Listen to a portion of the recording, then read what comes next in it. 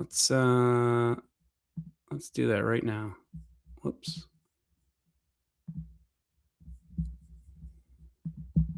Should have had the chat open. I would have seen that. All right. As you can tell by now, we're doing the recap of day 25. I'm just going to skip right to the rant I wanted to tell you all that I was telling you in the beginning. You probably couldn't hear me, though. I just probably look like a talking moron. Cool. Here's the deal. I've gotten some emails from people about, and I've been talking to different people. Is this real? How could I do this? Is this possible? I hear self-storage is great, but I don't know how, I don't know what to do. I don't know where to start. Gosh, it's $1 million, 500 grand. It's a lot of money. Sure. It's definitely a lot of money. But there's every deal we teach at Storage Moguls, every deal we've been talking about, everything I've been going through, we're doing because we've touched it. Every framework we share came from something real, not a textbook, not a seminar from 5 years ago. And our community is made up of people like you. So if you're a husband and wife, believe it or not, guess what? We've got couples all over our community that buy storage together. We call them couplepreneurs. We've got individuals that have daytime jobs that buy storage, some because they want to get out of their daytime job. Some are doctors that don't want to leave their daytime job. They love it and they make a lot of money and they just want to invest in real estate and they want to know how, and they don't want single families. Right. So we call them solopreneurs. Then we got people like myself. I was an entrepreneur. I was someone that found self-storage, like, I'm going to make a business out of this. And I have. But we're all people who are actively evaluating acquisitions right now, and the deals, and this is the key. In fact, I've got one under contract for $6.5 million right now. I'm doing a development that's a $14 million development that'll be worth 22 when I'm done. It's a pro storage deal. We're not there yet here for you folks. We got to get through boat and RV first.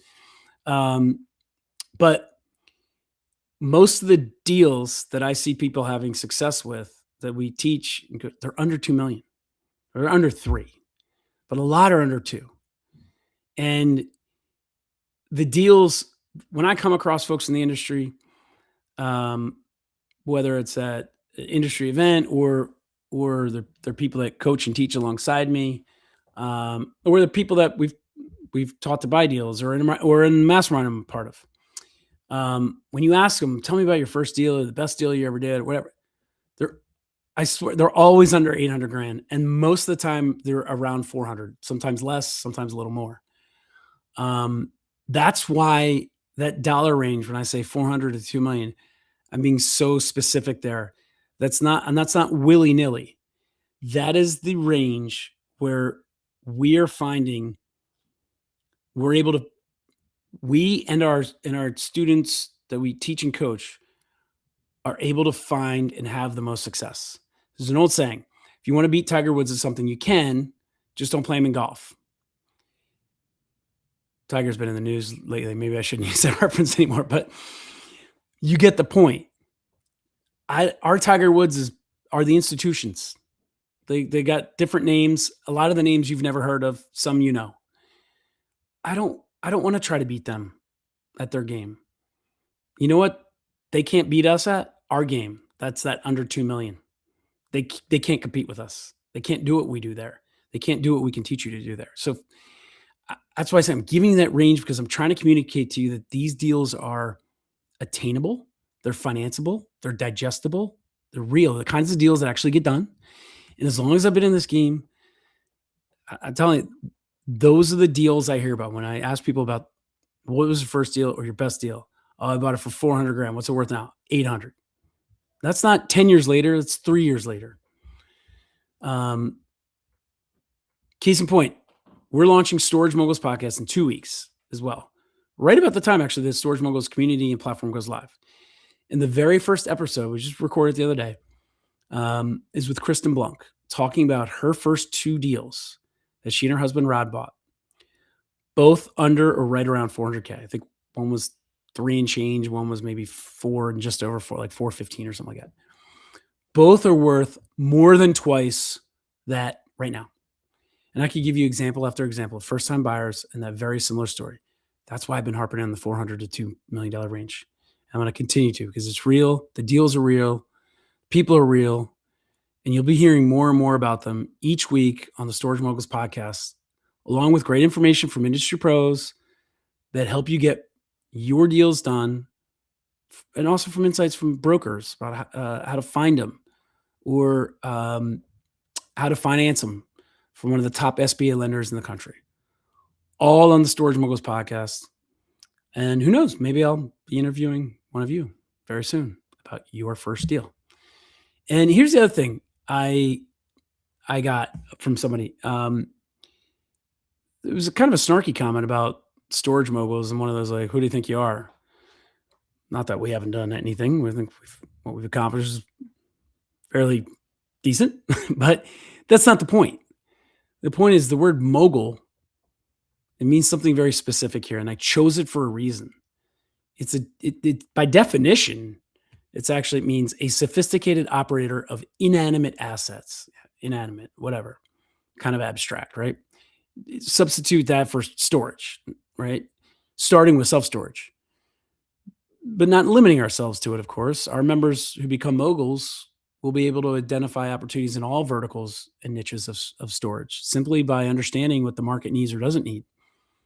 That's what we teach. That's what we coach. That's what we're after. That's what our community is striving to learn and understand. And they are.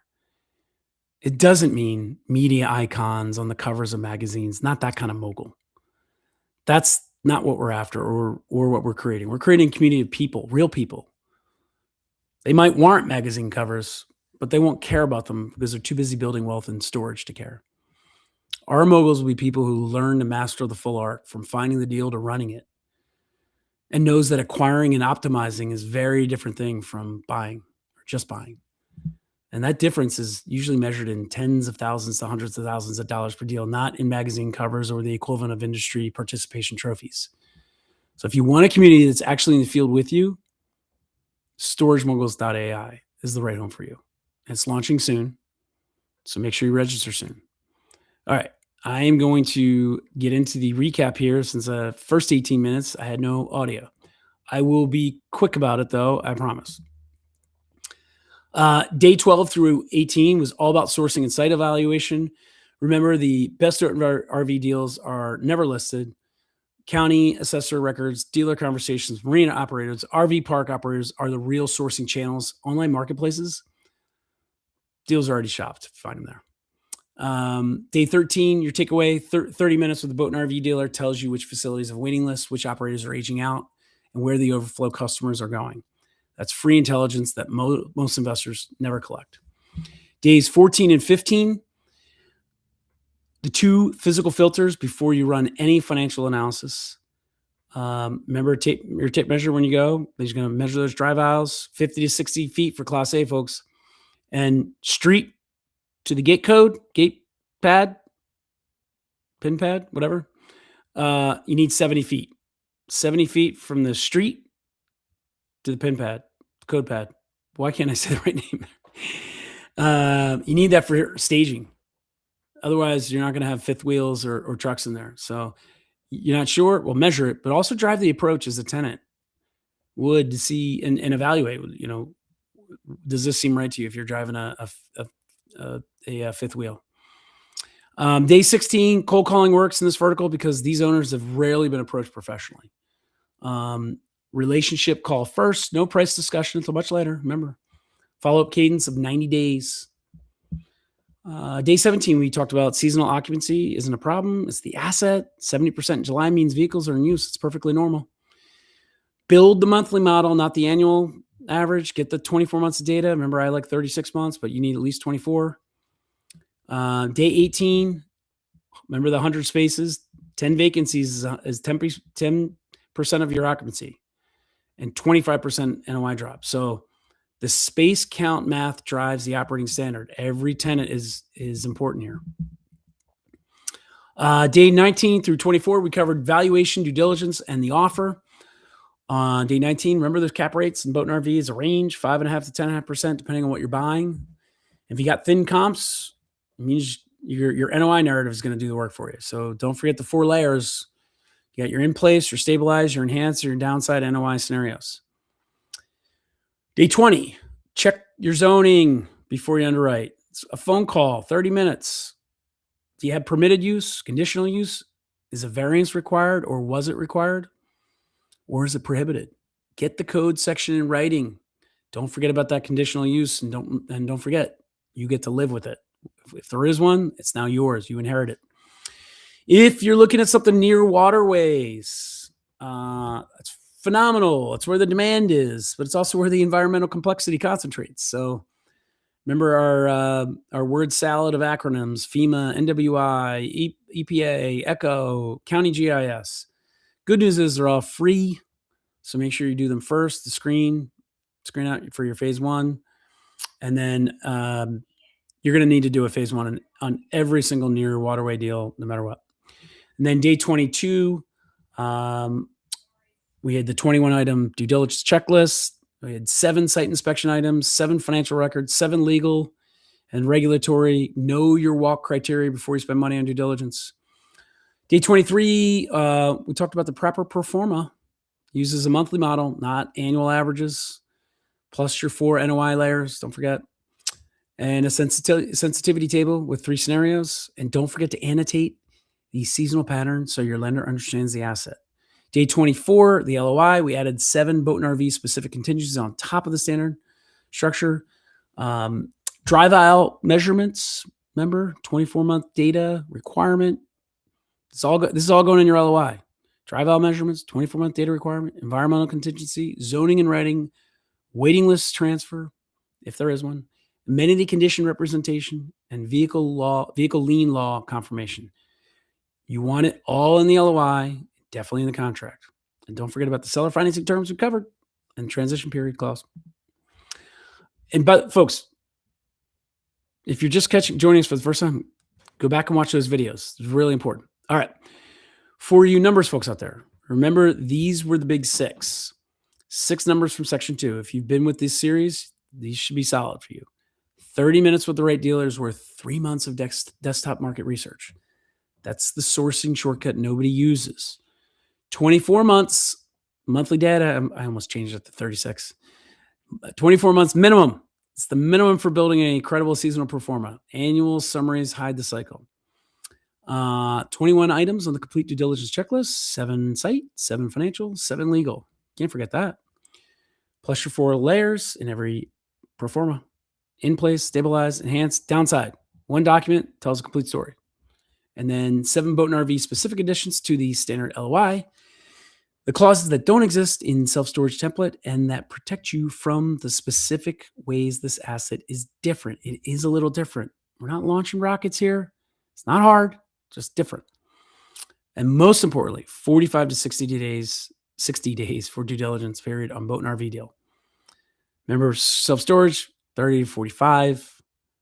You want 45 to 60 in boat and RV because it's a little more complex. Not hard, more complex. All right. Now the floor is open, and now you can hear me. So drop your questions in the chat if you have them, and I'll work them into the email questions since I did get quite a few from the last line. If you have sourcing questions, if you're struggling to find deals in your target market, tell me what you've tried. We'll work through the sourcing channels that apply to your specific geography. If you have evaluation questions, if you visit a facility and something doesn't add up, rent roll looks off, drive aisles were surprising, environmental screen flags something, bring it. If it's too involved, though, just email me. You can get me at joe@storagemoguls.ai, joe@storagemoguls.ai, and we'll get them answered for you on one of these, either on a one-off basis, if it warrants that, or on one of these. And that's exactly the kind of real-world scenario this session is built for, and that's what our community is being built to do, be a place to drop your questions and get help from our community. Same holds true for LOI questions. If you're at the offer stage and unsure about how to structure a specific contingency or whether seller financing is realistic for the deal you're looking at, this is the time. Or again, to involve, just email me, joe@storagemoguls.ai. joe@storagemoguls.ai. Let me get into some questions here. Give me 1 second. And all right. Got the chat up. All right. How should we adjust cap rate assumption? Oh, here, let me throw it up on the screen. Oop, there we go. How should we adjust cap rate assumptions when underwriting outdoor boat and RV storage that has zoning uncertainty or environmental flags? Well, Dallas, it's a good question. I'm assuming that you've done the homework already, and that's why you're asking the question that way. So let me break it down maybe by examples. So zoning uncertainty. I'm hesitating because I'm like thinking what zoning uncertainty means. Zoning uncertainty. I don't want you to have zoning uncertainty. So if we've called the county, we shouldn't have any. It should be very, very black and white. Now, does that mean you might have conditional use issues you have to deal with? And maybe what you mean is, yeah, there's conditional use, and the current seller is currently violating them, for instance, and telling you, it's okay, don't worry about it. They've never said anything to me. Yeah, that's not good. That's no bueno. I understand where the seller's coming from, and you should too, and you should acknowledge that with the seller, but you should ask them if they understand where you're coming from. Because anytime an asset changes hand, the county, municipality, whoever gets involved, and they're going to potentially have a say in what's happening at your facility when they dust off the old zoning paperwork and how many zoning and code officers ago was the conditional use in place, right? So there's the real world, and then there's the sure, but that's not what I'm buying. I'm buying something that says you can't do that. So it's a business decision, but it's one I would make. It's a case I would make with the seller. First of all, if you have a lender involved, and the lender, particularly if there's income coming from something that is in violation of a conditional use, the lender is going to discount it anyway. And that's actually maybe my answer. That might be your counter. Is look, I'm financing this. The lender isn't going to count this $10,000 of income for whatever reason is the conditional use. So we need to adjust the income by that. So it's not even adjusting the cap rate so much, Dallas. It's adjusting the income in that scenario, which will have an effect on the purchase price and the cap rate, obviously. For environmental, and by the way, if they're seller finance, they say, "Oh, I'll seller finance it to you." Okay, but I would have that. I would make sure my attorney has that as a condition of my loan. Hey, if they come back and say I can't do this, then we're adjusting things based on that. For environmental, there shouldn't be any uncertainty. That I just talked. I just recapped it, and go back and watch those days. Folks, we don't go into deals uncertain about environmental. It's one of the things that we want to be very certain about. Environmental. Look, you buy a deal in a market, you made a mistake, or you overpaid for something, you made a mistake. You'll probably be fine. Depending on how big the mistake is, but what seems like a small mistake, you'll probably be fine. Environmental is not something you want to mess around with. Those mistakes, what seemed like they could be small mistakes, can be astronomical mistakes. That's not something you want to not be certain about. So I hope that answers the question for you, Dallas. All right, I just had a list of questions up. Here we go. Joe, been watching since day 12. I found a facility on LoopNet that looks interesting, but you said deals don't live there. Should I even bother looking at it? Well, look, it's not worthless. It tells you, it might tell you what's overpriced and already shopped. But the real deals are sourced before they ever hit a listing. So use LoopNet to understand the market, not to find your deal. Now, look, can you find a deal there? Yeah, that's not what I'm not saying you can't. I'm saying it's not my go-to. If you see something that's intriguing, run it out. But I'm running that out with 1 foot out the door, meaning as soon as something doesn't look right, I'm done. It's rare that a seller who hasn't been talking to brokers or hasn't been talking to people just goes to Loop, especially in the boat and RV space. It's just very rare. So it's not a hard no. It's just it's a hairy eyeball. All right, Joe, I sent this in live. Of course, I called 3 boat and RV dealers in my county this week. Like you said, day 13, 2 of them told me they have customers asking about storage all the time and know where to send them. What do I do with that information? Well, let me read that again. I called 3 and 2 of them. Okay. Well, it's 2. 3 is a good amount in the market. So let's say that's most of the market then. So that's a pretty good market validation signal potentially right there. 2 dealers with unmet demand in the same county is probably a buy box that's checking itself. Now, next step, if you should know this, but next step, pull the registration to spaces ratio and see if the supply gap confirms what they're telling you on the ground. So look at all the facilities, count the spaces, and find out how many vehicles you have in the county or in the trade area. Go like 10 miles out, and if that supply and demand supports what they're telling you, I'd be looking, or I'd be talking to those owners or looking for raw land. Not raw land. Well, raw land, but light industrial land, not next to neighborhoods, residential. You'll never get approved. When I visited a facility, is the third question. When I visited a facility last week, I forgot to bring a tape measure. What's the minimum drive aisle width I should be looking for, and can I estimate it by eye?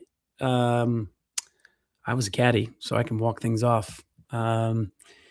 A full stride is for most people is going to be right around 3 feet.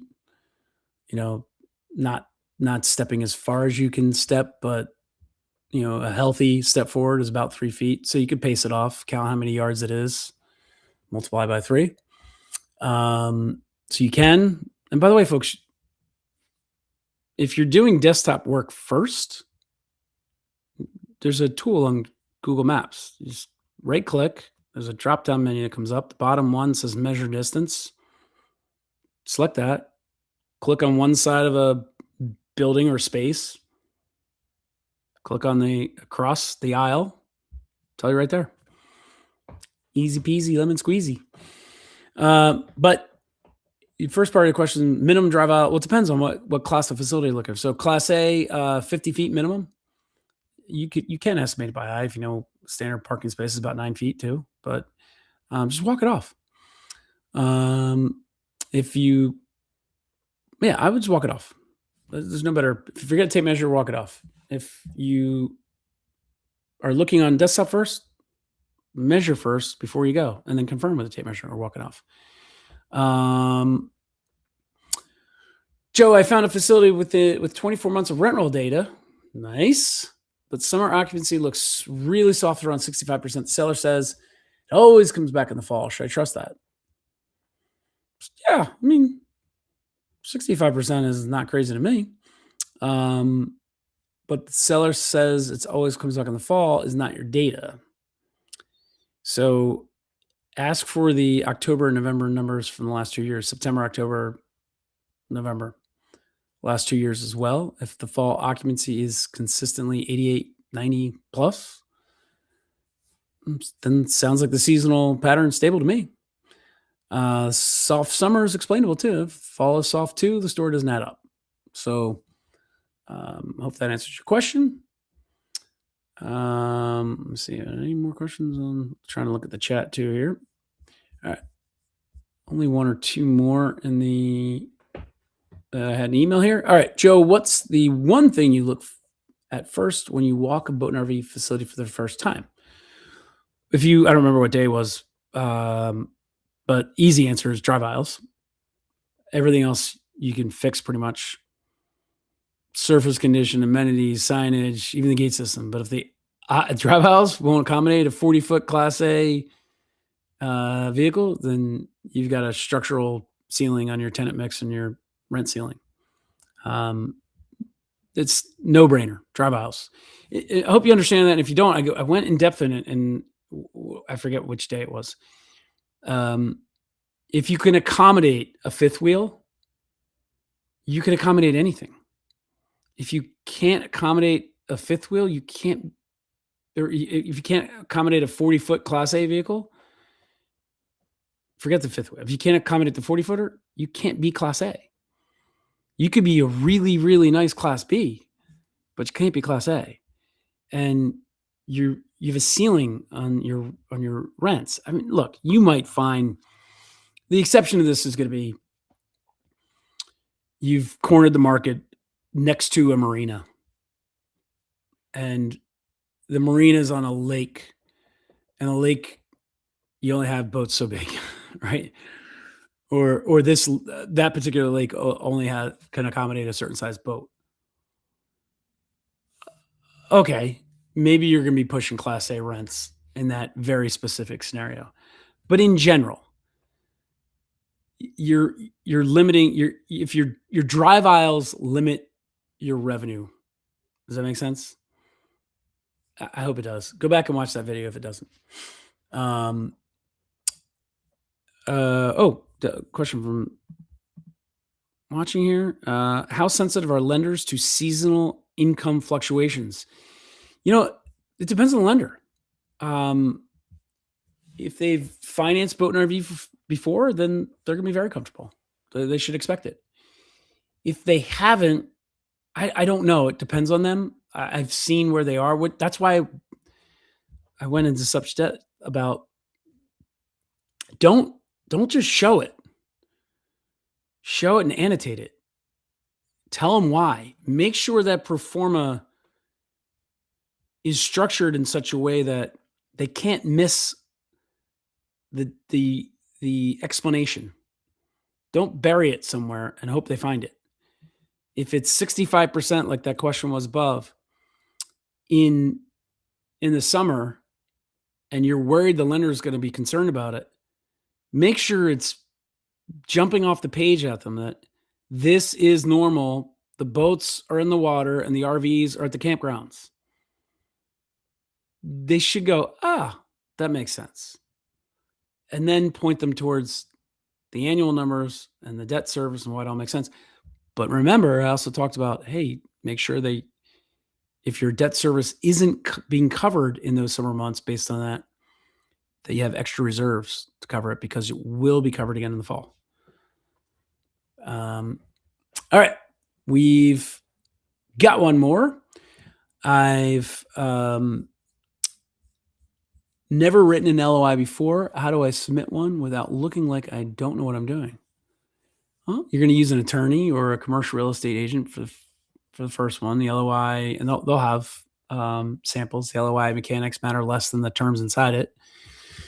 What matters is you've included the due diligence contingencies we covered on day 24. Remember the drive aisle inspection, environmental contingency for near waterway sites, seasonal occupancy, history, minimum 24 months.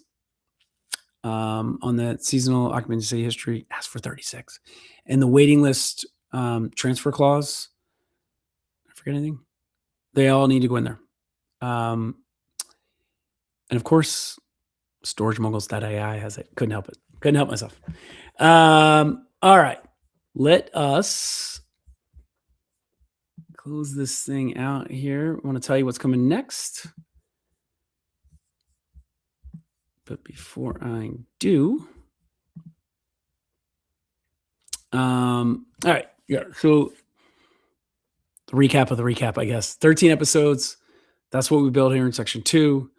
Sourcing the best boat and RV deals. They're off market, folks. By far the best. And these are the easiest people to approach. You also have the county assessor research, dealer conversations, marina and RV park relationships. Have fun with it. Go build some relationships, make some friends. Build your prospect list, make the calls, maintain the cadence.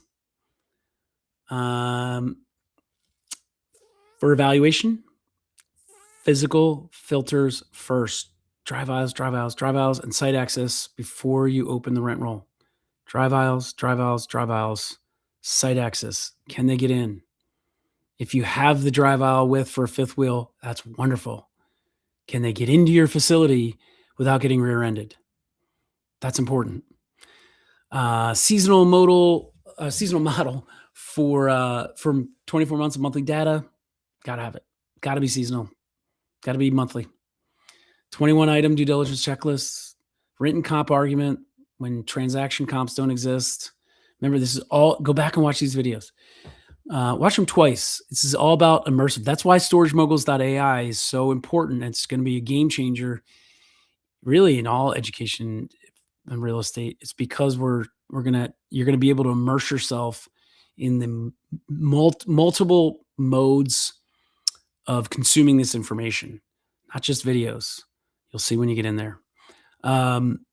The offer LOI with 7 standard elements and the 9 boat and RV. Is it 7 or 9? I can't remember what I said. Boat and RV specific additions, whatever it is, it's in there. Seller financing as a tool, not a fallback. And then transition period clause to capture the operational knowledge that no document holds. Remember, don't sleep on that episode, especially when you're buying it. That's important advice right there. I hope you take it. All right, folks, section 3 starts tomorrow, day 26. The lender education problem, which is one of our questions tonight. Most banks have never underwritten a boat and RV deal. Section 3 is how you change that. So I think was it Dallas who asked that question? You're gonna enjoy this next section. All right, folks, please like this video.